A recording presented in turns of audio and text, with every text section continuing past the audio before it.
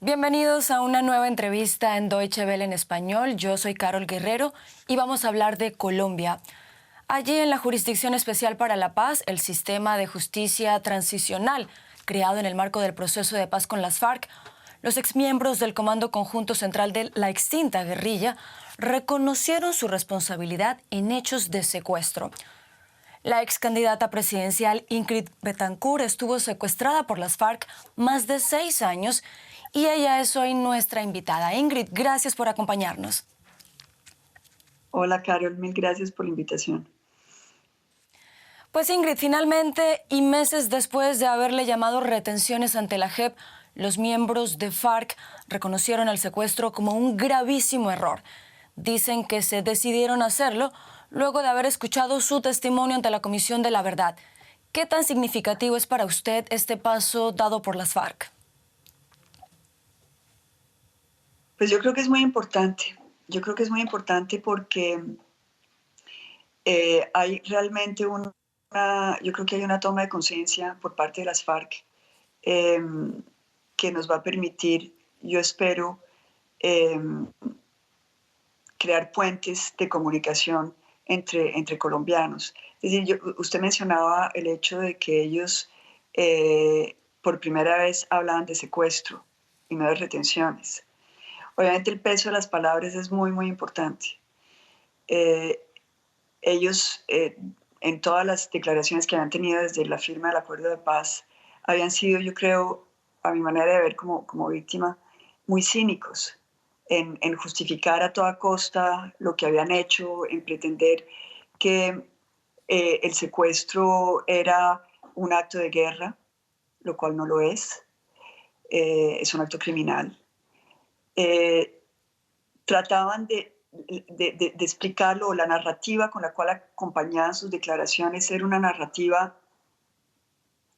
doctrinal, totalmente como enchapada en una especie de justificación per se, donde finalmente las cosas que habían sucedido eran casi que, es decir, hechos administrativos. Entonces, por ejemplo, en el secuestro, entonces ellos estaban encadenados porque teníamos que protegerlos, porque la selva era peligrosa.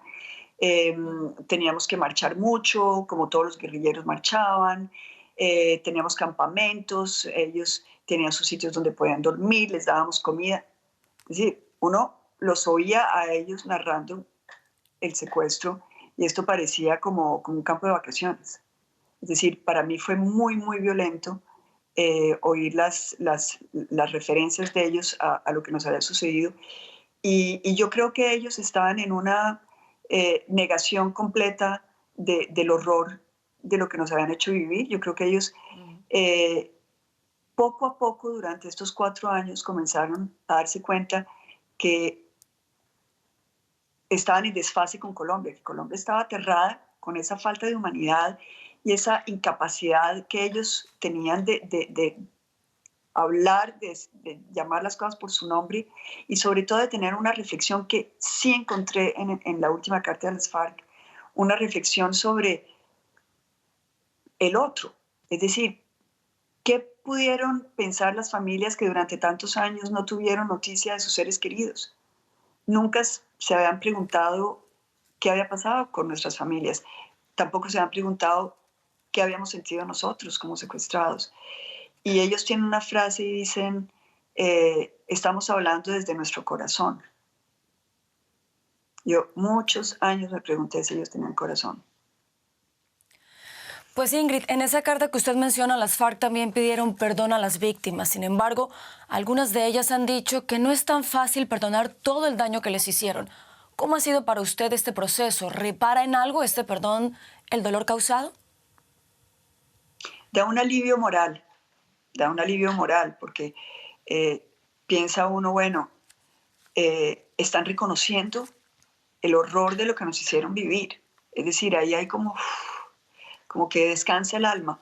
Ahora, yo entiendo que para muchos de mis compañeros sea muy difícil y probablemente imposible perdonar. Yo creo que el perdón es una tarea espiritual, es como un desafío que uno se pone a uno mismo, porque uno toma la decisión de perdonar, que es una decisión como muy intelectual, pero después llegan las emociones y los recuerdos y cada vez está uno confrontado con esos sentimientos muy, muy fuertes, con esas emociones que generan los recuerdos. Pero, pero bueno, somos seres humanos. Tenemos que encontrar la manera de encontrar la humanidad en el otro. Y, porque esto fue un proceso deshumanizante. Entonces es muy, muy importante conectarnos desde el corazón, desde el alma, no desde la doctrina y las ideologías. Entonces, esto fue un paso. Ingrid, teniendo en cuenta que usted apoyó este acuerdo de paz con las FARC, interpreto que también respalda la Jurisdicción Especial para la Paz. Sin embargo, no todas las víctimas de las FARC consideran que se vaya a hacer justicia en un mecanismo como la JEP. ¿Qué se puede hacer para que esas personas que también son víctimas no queden con la sensación de que hubo impunidad? Bueno, yo creo que aquí estamos frente a una institución recientemente creada y la pizarra está limpia. Es decir, todo hay que hacerlo y todo hay que escribirlo. Ya veremos con los años si las víctimas nos sentimos reparadas. Esto todavía no lo podemos decir. Eh, el ejercicio de hecho es muy importante. El ejercicio de que las FARC vayan y tengan que enfrentar su propia realidad y enfrentarnos a nosotros con nuestros dolores. Yo creo que eso es parte de lo que es importante, pero para que sea un proceso reparativo tiene que haber mucho más que eso.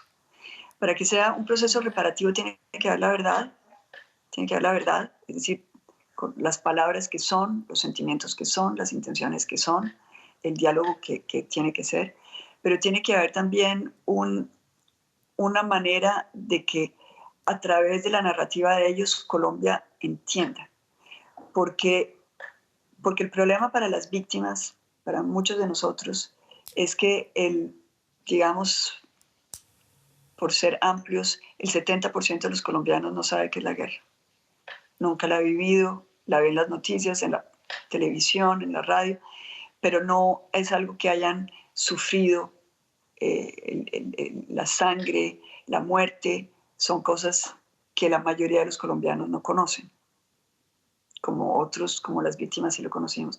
Entonces, es importante que si estamos hablando de reparación, la sociedad colombiana entienda, porque las víctimas nos hemos sentido desconocidas, maltratadas también por la sociedad, porque no han dimensionado lo que fue para nosotros lo que nosotros vivimos. Entonces nos sentimos, por un lado, con los secuestradores que nos secuestraron en un lenguaje que desdice lo que nosotros vivimos y una sociedad que ignora nuestro dolor. Entonces estamos entre esos dos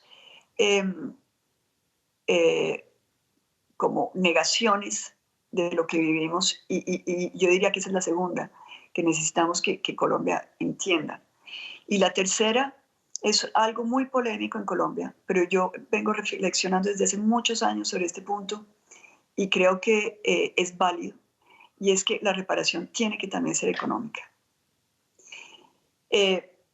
Yo veo casos de este tipo de procesos en otros países y me doy cuenta que la sociedad necesita también ver que se le pone un valor monetario al sufrimiento, porque si no queda en abstracto.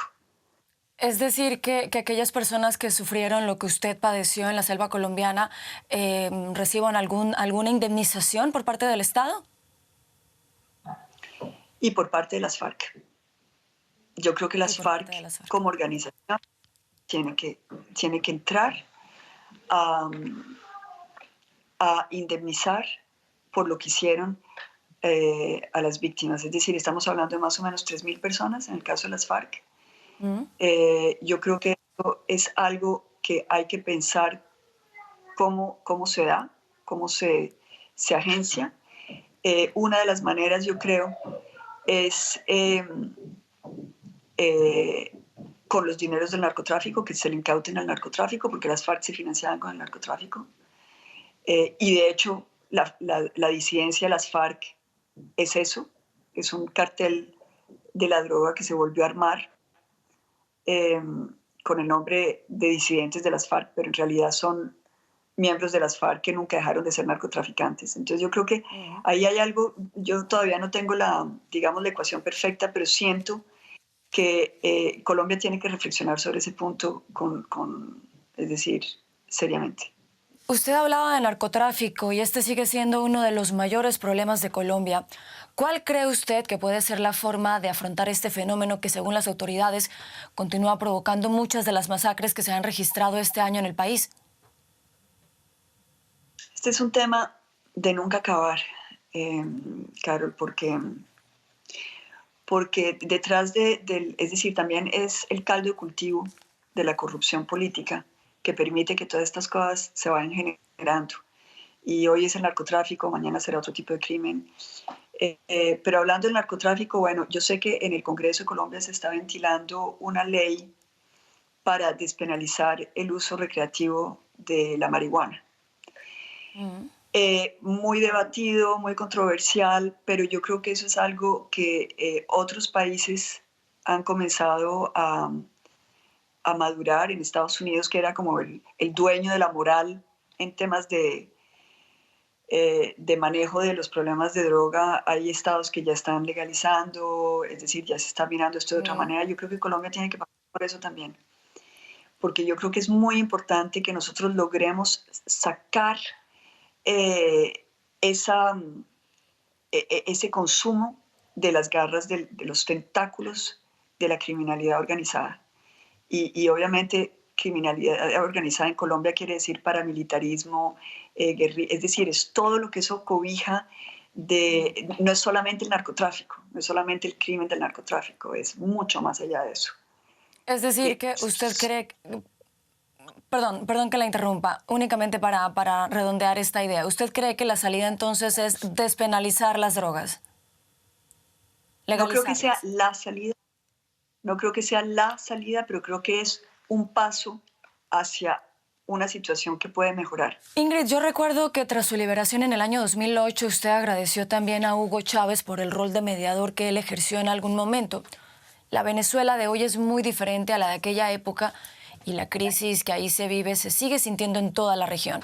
Hay denuncias por la presunta presencia de Hezbollah en Venezuela, también del ELN, e incluso se habla de la presencia de Iván Márquez y de Jesús Santrich, entre otros disidentes de las FARC en territorio venezolano. ¿Cómo ha visto usted el deterioro de la situación en ese país?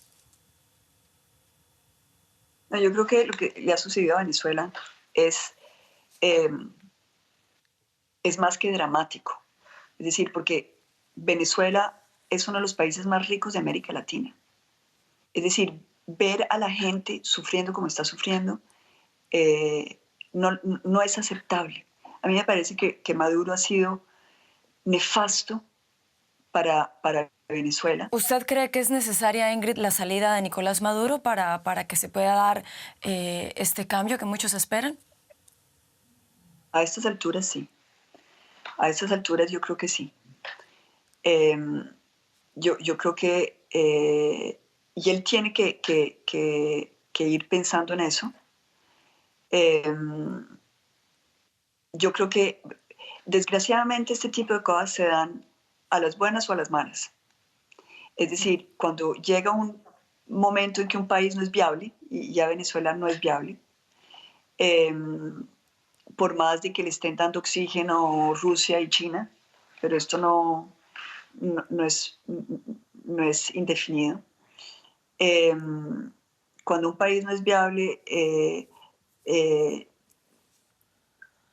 o se da algo muy violento y se explota todo, o se tiene que encontrar una salida de emergencia. Yo creo que Maduro tiene que entender que el futuro de su país, el bienestar de su país, la vida de su gente, pasa porque él tenga un acto de generosidad. Él no está calificado para llevar a Venezuela en estos momentos. Está mal rodeado y tiene que buscar quién es la persona que puede hacer la transición que le dé a él seguridad, garantías, etcétera, pero que también permita tender puentes con la oposición. Ese es un trabajo. Ser líder es saber uno cuándo tiene que estar y cuándo se tiene que retirar. Bueno, Ingrid, antes de despedirla, de cara al futuro, ¿cuáles son sus planes? ¿Ha contemplado de pronto volver a la política? No, sinceramente, Carol, no. No, no lo he contemplado. Pues sí, lo contemplo porque me hablan mucho de eso y me lo preguntan mucho, pero no. No, no porque no siento que sea, es decir, yo siento que yo ya estoy en otro momento de mi vida, siento que Colombia tiene muchos buenos líderes. Es decir, hoy en día yo creo que hay hay una ola, digamos, de personas capacitadas, preparadas, listas para un gran cambio en Colombia. Eh, y yo Falta de creo pronto que que se tenemos entiendan que un poco unirnos. mejor.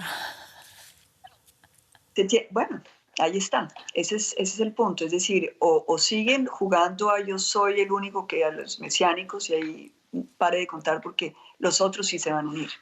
Es decir, el narcotráfico, la politiquería, la corrupción, los paramilitares, todo lo que destroza Colombia, eso sí se unen. Y no importa con quién, pero se unen para ganar. Y los del lado de la renovación tienen que aprender a deponer sus ambiciones personales y a buscar el bien de Colombia. Y eso se necesita mucha generosidad y eso hay que trabajarlo. Pero yo creo que hoy es posible.